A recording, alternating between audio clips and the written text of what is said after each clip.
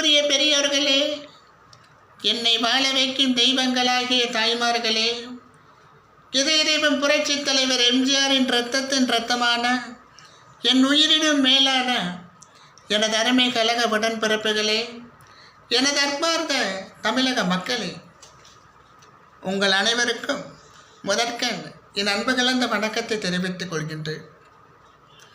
மக்களால் நான், மக்களுக்காகவே நான் என்ற தாரக மந்திரத்தை கடைபிடித்து நான் மக்களுக்காக பணியாற்றினேன்.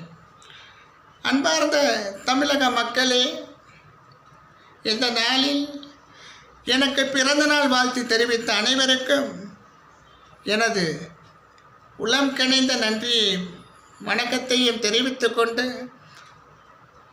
அண்ணா நாமம் வாழ்க, புரட்சித் தலைவர் எம்ஜிஆர் நாமம் வாழ்க என்று கூறி விடைபெற்று அமர்கிறேன். நன்றி, வணக்கம்.